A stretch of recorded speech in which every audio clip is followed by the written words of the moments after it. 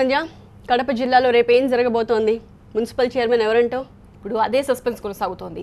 ఏకగ్రీవం అవుతుందా లేక అంతకుముందులాగా మళ్ళీ రచ్చరచ్చ అవుతుందా అనే సస్పెన్సే కొనసాగుతోంది. టీడీపీలో రెండు గ్రూపుల మధ్య గొడవతో ఇంతకుముందు 2 సార్లు ఎన్నిక వాయిదా పడింది. మొత్తానికి రేపు ఏం జరుగుతుంది అనే టెన్షన్ ప్రొద్దుటూరులో నెలకొంది. తీవ్ర ఉద్రిక్తతల మధ్య వాయిదా పడ్డ కడప జిల్లా ప్రొద్దుటూరు మున్సిపల్ చైర్మన్ ఎన్నిక సోమవారం జరగబోతోంది. తెలుగుదేశం పార్టీలో విభేదాల వల్ల ఇంతకు ముందు వాయిదా పడింది. తాజాగా రెండు గ్రూపుల మధ్య కుదిరిన ఒప్పందంతో సోమవారం ఏకగ్రీవంగా ఎన్నిక జరుగుతుందని టీడీపీ వర్గాలు అంటున్నాయి. మాజీ ఎమ్మెల్యే వరదరాజులరెడ్డి వర్గానికి చెందిన ఆసం రఘురామరెడ్డిని చైర్మన్ అభ్యర్థిగా టీడీపీ అధిష్టానం నిర్ణయించింది. దీంతో ఆయన ఏకగ్రీవంగా ఎన్నికయ్యే అవకాశాలు కనిపిస్తున్నాయి. ఇంతకు ముందు తెలుగుదేశం పార్టీకి చెందిన ఆనం రఘురామరెడ్డి చైర్మన్ గా ఎన్నుకోవాలని వరదరాజులరెడ్డి వర్గం ప్రయత్నిస్తే వైసీపీ తరఫున కౌన్సిలర్ గా గెలిచి టీడీపీలో చేరిన ముక్తియార్ను చైర్మన్ గా చేయాలని లింగారెడ్డి వర్గం ఎత్తులు వేసింది. దీంతో మున్సిపల్ చైర్మన్ ఎన్నికలో టెన్షన్ చోటు చేసుకుంది. వరదరాజులరెడ్డి వర్గం కౌన్సిలర్లు కౌన్సిల్ హాల్లో ఫర్నిచర్ ధ్వంసం చేశారు. ఎన్నికల అధికారి మైకును లాక్కొని వేరంగం సృష్టించారు.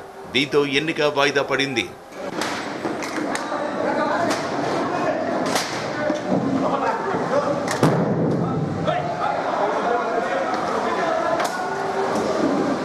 రాష్ట్ర వ్యాప్తంగా ఈ ఎన్నికపై చర్చ జరగడంతో టీడీపీ అధిష్టానం జోక్యం చేసుకుంది. మొదట నిర్ణయించినట్లుగానే వరదరాజులరెడ్డి వర్గానికి చెందిన రఘురామరెడ్డిని చైర్మన్ గా ఎన్నుకోవాలని సూచించింది. ఈ మేరకు ఎన్నికకు సహకరించాలని లింగారెడ్డి వర్గానికి పార్టీ అధినేత ఆదేశాలు జారీ చేశారు. లింగారెడ్డి వర్గానికి చెందిన ముక్తియార్కు కార్పొరేషన్ పదవి ఇస్తామని హామీ ఇచ్చారు. దీంతో ఎన్నిక ఏకగ్రీవానికి లైన్ క్లియర్ అయినట్లు తెలుస్తోంది.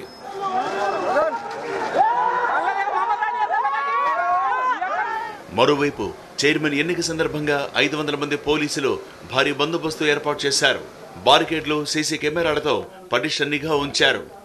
ఓటింగ్లో పాల్గొనే వాళ్ళు వచ్చేసి మొత్తం 41 మంది సభ్యులుగా ఉంటారు. కౌన్సిలర్స్ టీడీపీ తరఫున 22 మంది, వైఎస్ఆర్సీపీ తరఫున 18 మంది, ఎక్స్ అఫిషియో మెంబర్ ఎమ్మెల్యేగా ఒకరు, మొత్తం 41 మంది ఉంటారు. తర్వాత సీసీ కెమెరాలు కూడా మనం ఏర్పాటు చేయడం. సో రేపు ఎలక్షన్ పీస్ఫుల్గా జరగడానికి కావాల్సిన బందోబస్తు ఏర్పాటు చేయండి. పోలీసు కూడా భారీ ఎత్తున ఏర్పాటు చేస్తున్నారు. దాదాపు 450 మంది పోలీసులు కూడా బందోబస్తు కార్యక్రమంలో పాల్గొంటారు. మాజీ ఎమ్మెల్యేలు వరదరాజులరెడ్డి, లింగారెడ్డి మధ్య విభేదాల వల్లే ఈ ఎన్నిక వాయిదా పడుతూ వచ్చింది. వాళ్ళ వర్గాల వాళ్ళని చైర్మన్ చేయాలని పట్టుపట్టడంతో మొదలైన రణరంగం రేపటికైనా చల్లారుతుందో మళ్లీ ఇదే పరిస్థితి ఎదురవుతుందో చూడాలి.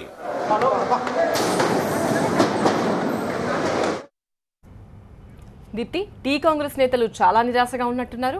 అవును, మిర్చి రైతుల సమస్యల విషయంలో సరైన రీతిలో పోరాటం చేయలేకపోయామని బాధపడుతున్నారు. ప్రభుత్వ వ్యతిరేకతను తమకు అనుకూలంగా మలుచుకోవడంలో సక్సెస్ కాలేకపోయామని అంటున్నారు. రైతుల్లో ఉన్న వ్యతిరేకతను క్యాష్ చేసుకోలేకపోవడంపై దృష్టి పెట్టాలంటూ నాయకత్వానికి నేతలు సూచిస్తున్నారు.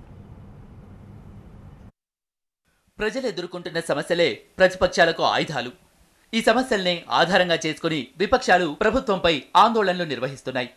అధికార ప్రతిపక్షాల స్థానాలు మారినా దశాబ్దాలుగా ప్రతిపక్షాల మనుగడకు ప్రజా వ్యతిరేకతే కీలక వనరు.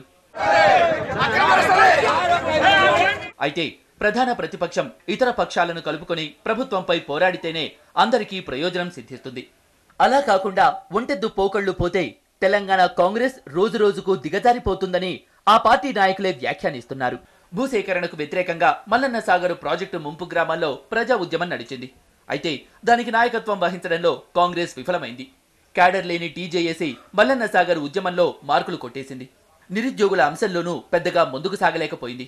ఈ 3 ఏళ్లలో కాంగ్రెస్ పార్టీ ప్రజలకు సంబంధించిన అంశాలపై పెద్దగా కార్యక్రమాలు చేపట్టలేకపోయిందని ఆ పార్టీ నేతలే వాపోతున్నారు. తాజాగా జరుగుతున్న మిర్చి రైతుల ఆందోళన విషయంలోనూ కాంగ్రెస్ చురుగ్గా వ్యవహరించలేదనే ఆరోపణలు సొంత పార్టీ నుంచే ఎదుర్కొంటోంది. ఖమ్మంలో మిర్చి రైతులు ఆందోళన చేస్తుంటే సీనియర్ నేతలు గాంధీ భవన్లో సమావేశాలు నిర్వహించుకుంటూ కార్యక్రమాలు రూపొందించుకుంటున్నారని విమర్శిస్తున్నారు.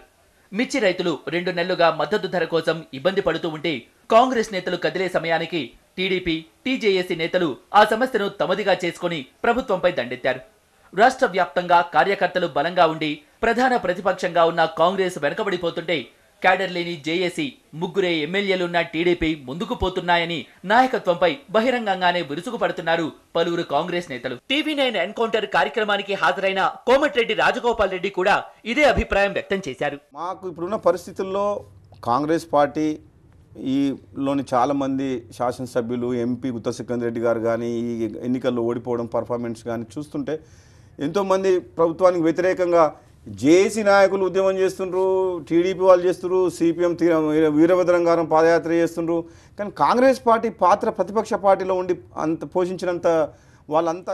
ఎన్నికలకు ఇంకా 2 ఏళ్ల సమయమే ఉంది. ఇప్పటికైనా మొద్దు నిద్ర వదిలించుకోకపోతే ఇప్పుడున్న క్యాడర్ కూడా పార్టీకి మిగలదనే ఆందోళన కాంగ్రెస్ లో కనిపిస్తోంది. ఏపీ సీఎం చంద్రబాబు పెట్టుబడుల కోసం విదేశాలకు ప్రత్యేక విమానాల్లో తిరుగుతున్నా ఎలాంటి ఫలితం కనిపించడం లేదన్నారు వైసీపీ నేత అంబటి రాంబాబు. కనీసం దారి ఖర్చులు కూడా రావడం లేదని ఎద్దేవా చేశారు. అయితే ఈ వ్యాఖ్యలపై టీడీపీ ఎమ్మెల్సీ బుద్ధా వెంకన్న మండిపడ్డారు. అంబటి నాలుక కోస్తానంటూ వార్నింగ్ ఇచ్చారు. అంబటి రాంబాబు, బుద్ధా వెంకన్న మాటల యుద్ధం ఇప్పుడు చూద్దాం.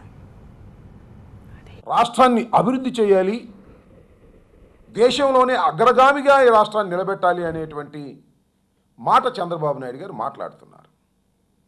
ఈ 3 సంవత్సరాల కాలంలో ఆయన పర్యటనల వల్ల మరి ఏ మేరకు వచ్చినాయి పెట్టుబడులు అని ఆలోచన చేస్తే, సరే తెలుగుదేశం వారు ఏయో గొప్పలు చెబుతున్నప్పటికీ కూడా అధికార లెక్కలు చూస్తుంటే దారి ఖర్చులకు కూడా పెట్టుబడులు రానటువంటి ఒక దౌర్భాగ్యమైనటువంటి పరిస్థితి వాళ్ళ రాష్ట్రంలో నెలకొని ఉన్నది. చంద్రబాబు నాయుడు గారు ఎప్పుడు వెళ్ళినా మామూలు ఫ్లైట్లో వెళ్ళరు, ఆయన స్పెషల్ ఫ్లైట్లో వెళ్తారు, స్పెషల్ టీములతో వెళ్తారు. చాలామందికి అనుమానం ఏమిటంటే చంద్రబాబు నాయుడు గారు ఇతర దేశాల నుంచి పెట్టుబడులు తీసుకురావడం కంటే ఇక్కడ దోచుకున్నటువంటి లక్షల కోట్ల రూపాయలని అక్కడ పెట్టుబడులుగా పెట్టుకునేటువంటి పరిస్థితులు ఉన్నాయో లేవో పరిశీలించడానికి వెళుతున్నారేమోననేటువంటి భావన ఇవాళ ఆంధ్ర రాష్ట్ర ప్రజల్లో కలుగుతూ ఉన్నది. అంబటి రాంబాబుకి తెలియదేమో, చంద్రబాబు నాయుడు గారు అమెరికా పర్యటనలో యాపిల్ అంటే జగన్మోహన్ రెడ్డికి అంబటి రాంబాబుకి అర్థం కాదు. వాళ్ళ కోడి భాష వేరుగా ఉంటుంది. యాపిల్ అంటే వాళ్ళ భాషలో వేరే అర్థాలు వస్తాయి. కానీ యాపిల్ అంటే ఇది యాపిల్ ఫోన్ దేశంలోనే ఎంతో ప్రతిష్టాత్మకమైనటువంటి కంపెనీ. దాన్ని చంద్రబాబు నాయుడు గారి మీద ఉన్నటువంటి గౌరవంతో, చంద్రబాబు నాయుడు గారి మీద ఉన్నటువంటి మంచితనంతో ఇవాళ ఆ సంస్థలు కూడా ఈ ఆంధ్రప్రదేశ్లో కంపెనీలు పెట్టడానికి ముందుకు వస్తుంటే దాన్ని చూసి వారవలేక, యాపిల్ కంపెనీ అంటే ప్రపంచ దేశాల్లోనే చాలా పెద్ద కంపెనీ, ఆ కంపెనీ ఈరోజు మన రాష్ట్రానికి తీసుకొస్తున్నాడు చంద్రబాబు నాయుడు గారు. దాన్ని హర్షించాల్సింది పోయి అలాంటి కంపెనీని తీసుకొస్తున్నటువంటి చంద్రబాబు నాయుడు గారికి అభినందనలు తెలపడం పోయి ప్రతిపక్ష నాయకుడిగా ఉన్నటువంటి జగన్మోహన్ రెడ్డి అతని చెంచాలతో తప్పుడు ప్రచారాలు చేపిస్తున్నారు. నిజంగా అంబటి రాంబాబుని ఆ తప్పుడు మాటలు మాట్లాడుతున్నందుకు నాలుక కొయ్యాలి.